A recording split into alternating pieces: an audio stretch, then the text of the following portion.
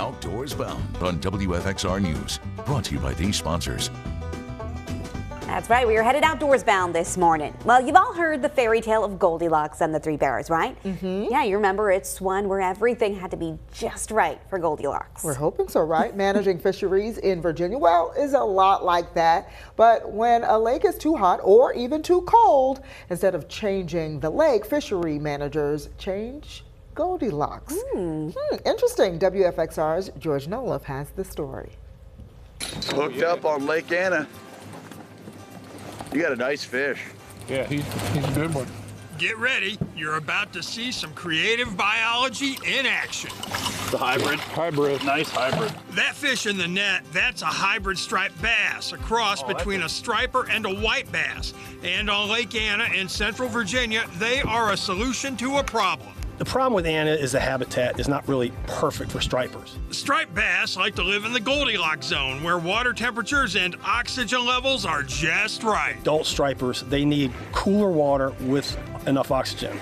And if everything isn't just right, well, that's an issue because they won't thrive, and sometimes they just won't eat. They're a little emaciated, they're not in a great condition, so over time they're just not going to grow as well, they're not going to be as happy. Hybrids are one solution. The habitat is perfect for hybrids. I mean, it is fantastic. Dadgum. That boy doesn't want to come to the net. Hybrids are more tolerant of warmer water, and they do all right with varying oxygen levels too. Because of that, in places like Lake Anna, Pretty fish. hybrids are expanding fishing opportunities. Happy fish, happy anglers. I went through school one time and I had 4 rides go down all at one time. And I was by myself, and amazingly I got all 4 fish in. All that said, Lake Anna still provides a quality striped bass fishery, but it's getting a big boost from its hybrid cousin, and that is going to continue. They'll be found all over the lake, really chasing the schools of blueback herring, threadfin shad, and gizzard shad that we have here on the lake. Every single year, we're putting in almost 100,000 pure stripers and 100,000 hybrids, which I think for this lake is damn near perfect, hopefully. And going through time, we're going to have a fishery for both. They just don't want to give up, do they? No, they don't. Here he goes. Nice fish, Bill.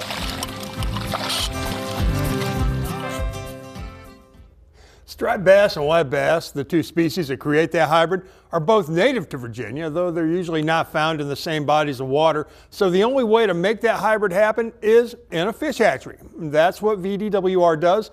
Lake Anna is a prime hybrid fishery, but closer to home, hybrids are also stocked in Claytor Lake and Carvin's Cove. Okay, big question, George. Striped bass, absolutely delicious. Hybrid taste the same? I knew you were going to go there.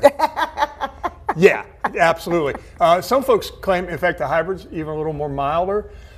You're talking about a fish with a light, flaky flesh. It works well as a saute, as a fry, as a broil on the grill. I mean, you can't go wrong with a lemon, a little butter, and boom, you're golden.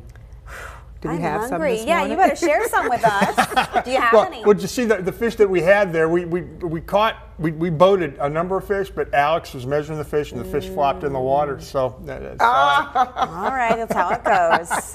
George Noloff with our Outdoors Bound team, thanks so much for joining us this morning. Thank you. Yeah, aren't you hungry, Kara? I'm Look what always he's hungry. doing to us. I was going to say, I'm always hungry, especially when George comes in and he's making food.